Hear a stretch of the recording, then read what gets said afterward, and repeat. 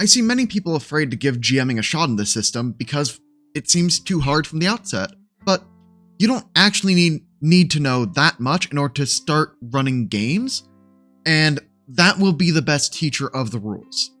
So with that, let's just jump right into it and go over what exactly you need to know in order to get started.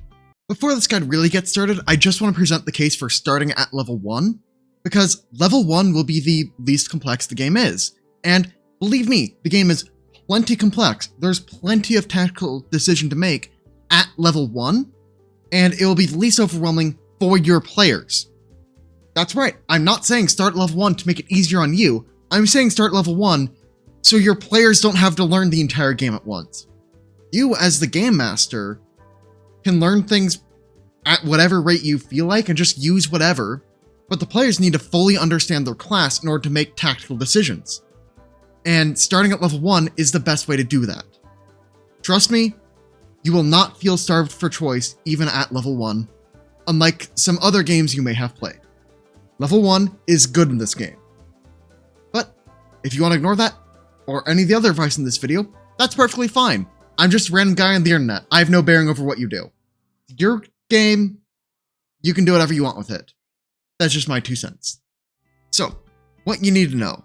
First off, I want to just be talking about where I'm going to be finding all the rules, because just on Archives of Nethys, which is a major website for getting information on Pathfinder 2e, sanctioned by Paizo, not pirating, you can go into the Game Mastery section. Actually, no, it's under the Rules section, GM screen. And this will have a whole lot of different drop-downs that'll go into detail on everything as a quick reference. And if you need more details on how something works, it then gives you a link that you can just directly click, and it'll take you to a blurb explaining whatever table it has. But really useful for just getting tables quickly. And so when I'm referring to things, I will show you where to find them on the Archives of Nethys Game Master screen. So with that, I just want to note it is fine to get stuff wrong.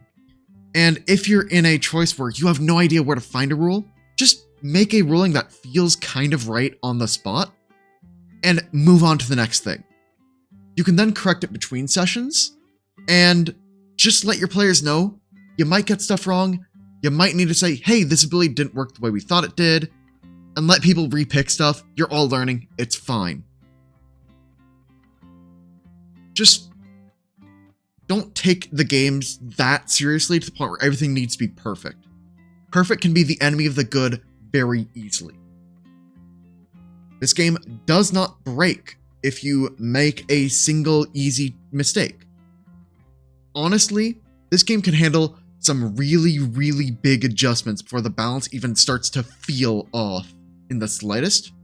So don't be worried about the game breaking, but that does not mean make major changes to the core rule engine, because that can actually start to hinder the game.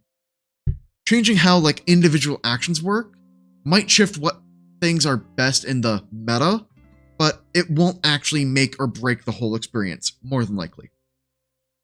So don't just buff and nerf stuff randomly, because a lot of the things in the game have a reason to be that way. And just because you can't see that reason yet doesn't mean it's not there. And that's something you will really come to appreciate the more you learn this game.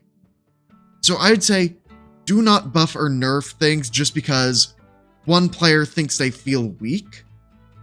You should really only try and make those types of changes after consulting people that are more experienced, which, hey, join my Discord. Now in terms of the rule stuff, you want to be aware of what the multi-attack penalty is. If you do not know what the multi-attack penalty is, Google it.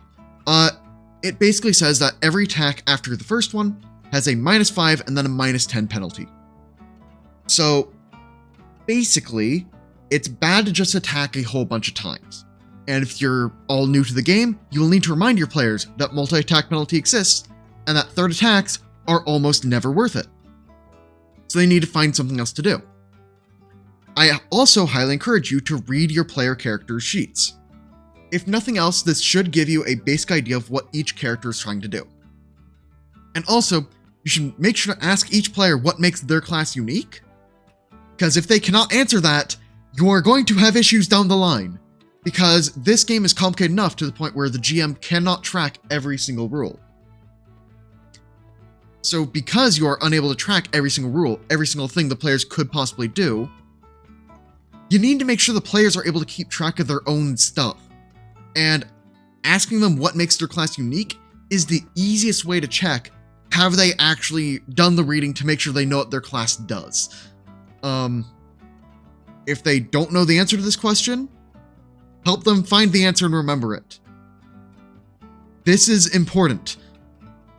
Ending me coming in here to say, also, it's important for players to know what their abilities are, so they can actually interact with the tactical elements of the game.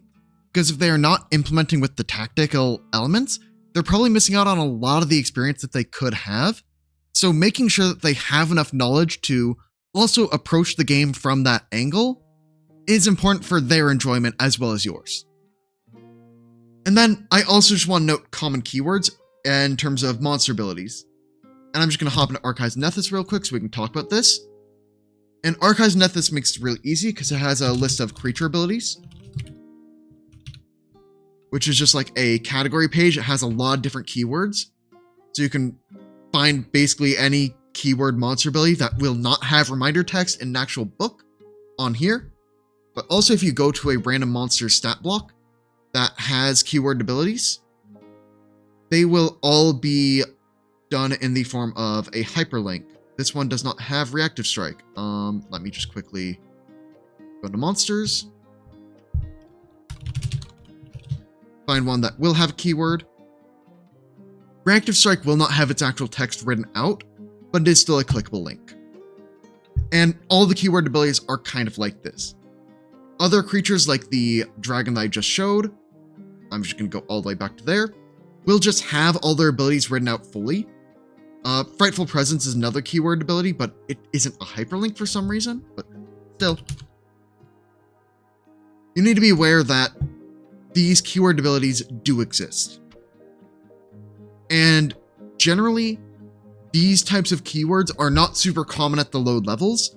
So if you are starting at low levels, which you should, this game gets complicated pretty quickly, especially for the players. For the GM, it never really gets harder, but for the players, it gets harder. And you will start to see more keywords at the higher levels, just because stat blocks tend to have more words. Now for the GM specific stuff, make sure you know the encounter building rules. So what are the encounter building rules?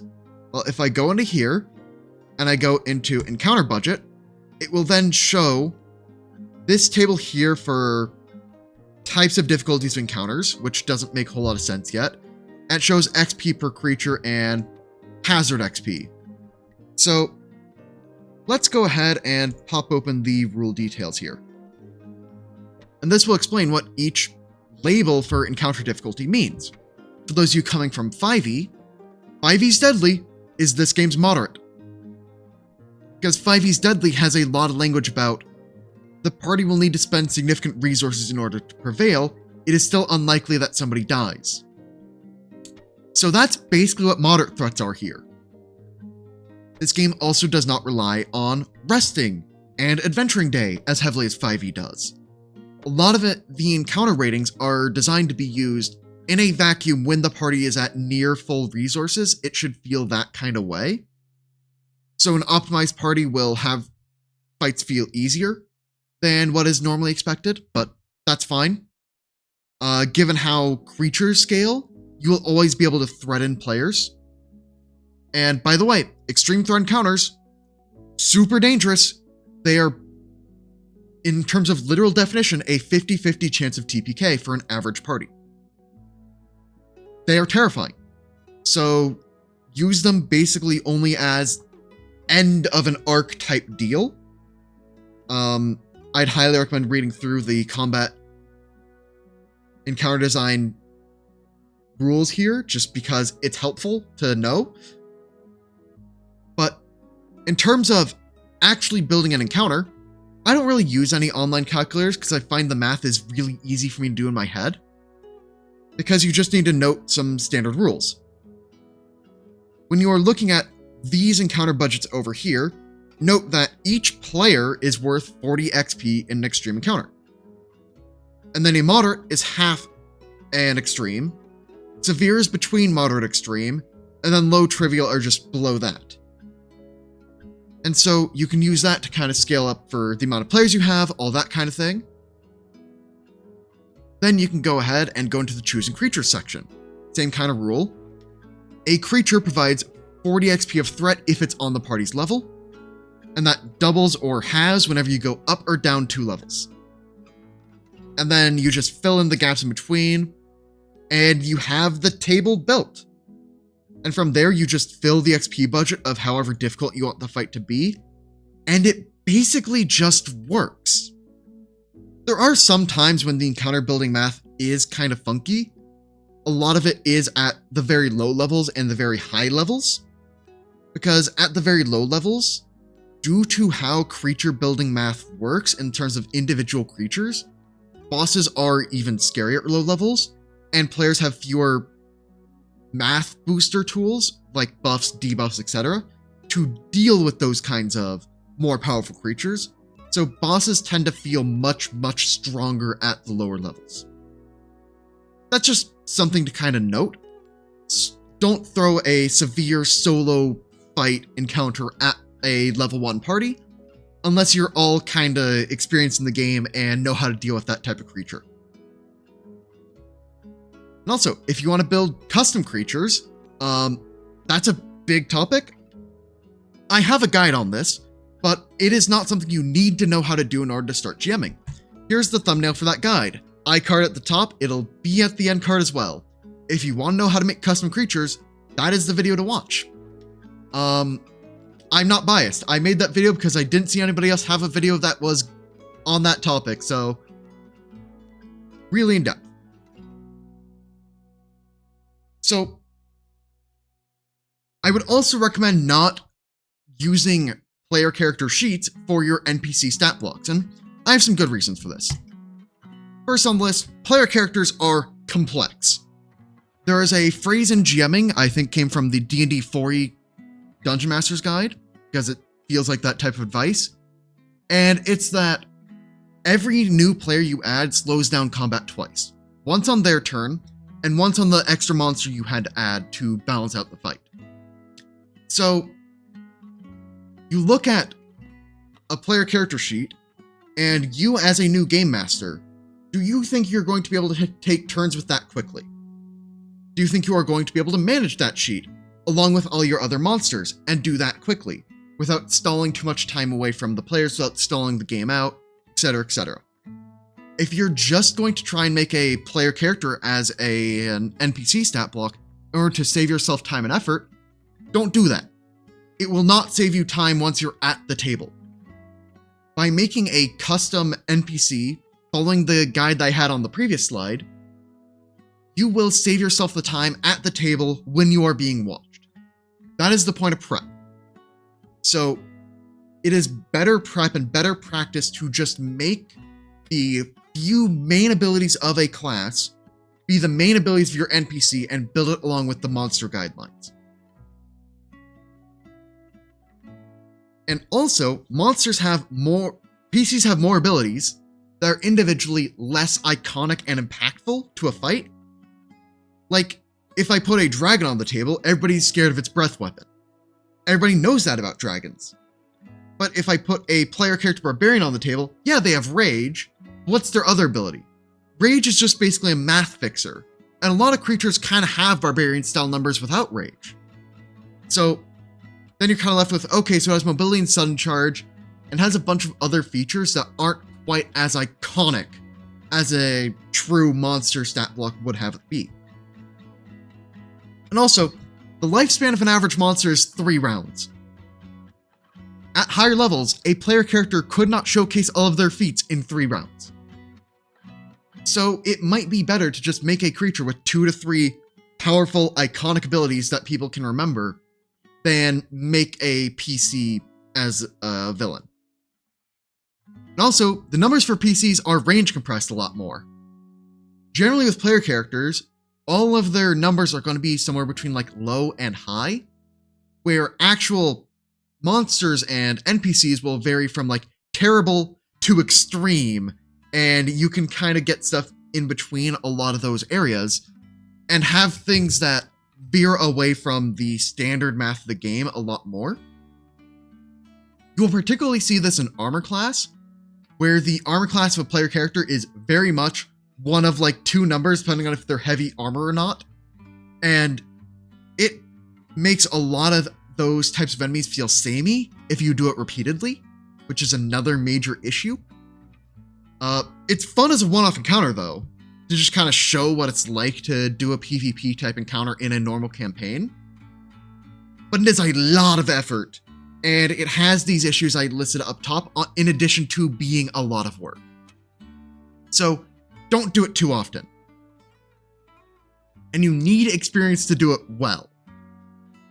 Not something for a first-time game master to just do right off the bat.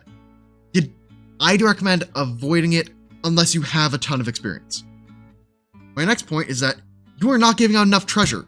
However much treasure you think you should be giving out, double or triple it. On this table, this is for a party of 4 characters-ish. And it's basically saying you should be giving an on-level or above-level magic item to each character in your party each level. So that's a lot of magic items to be giving out. And you can just look at this table and imagine, okay, let's say we do 4-5 sessions before we level up each time, which I think is pretty standard. And that means you should be giving out approximately 1 on-level magic item per session on average. Because a lot of these items are actually above level for the characters, above the point where they could craft them. So, coming from 5e, that's probably a big shock, where a +1 weapon is a coveted thing. In Pathfinder 2e, a +1 weapon is a level 2 item you can pick up from your local Walmart. That is how rules as written magic items function. If you do not like this, check out the variant rule, automatic bonus progression. And note, that variant rule does kind of make casters a little bit weaker, because they can no longer spend that gold on wands, staves, etc., and are now kind of forced into that being their weapon runes, which they don't really care about that much. So I would suggest for all the casting classes, for each spell rank below their highest one, give them an extra slot, an extra known spell, basically. I think that balances it out for not having a staff, not having wands. In this, I don't want to give out a whole lot of magic items type scenario, but that's a house rule. And the name of the variant rule is automatic bonus progression.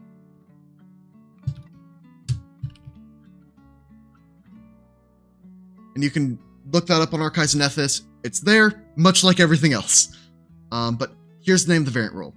So you can go ahead and look that up on your own time. I'm not going to talk about it anymore here.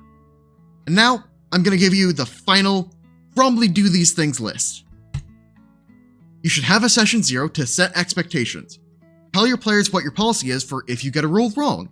How often are you going to stop the game to look stuff up? That kind of thing. Let the players discuss with you what they kind of want. Because you may feel pressured to do stuff like, oh, I should make on-the-spot rulings because I want to keep the game moving, where the players might voice an interest in playing the game properly the first time around, so encourage you to look up rules and maybe have them look up rules in the middle of a session. And I say don't commit to a long campaign right off the bat. People will build characters without fully knowing the system. You will make some stupid mistakes that you don't want to be stuck with forever. So I'd say don't start with a long campaign right off the bat. I also recommend don't make any major changes to rules. The most major change you should use is enabling a couple variant rules that are already in the book. Also, be ready to be wrong and to look stuff up. That's just a thing. You don't need a lot of knowledge to start, but you will need a lot of time to become a master, or about 2 sessions, because if you're me, you are goated that way. And that's just how it goes. So yeah, that's my guide. If you liked this type of thing, subscribe, because if you actually sit through my Game Master guides, you're in a small fraction of my audience, that's for sure. So if you like this style of thing, click the button down below. It really helps. And with that, I'll sign off.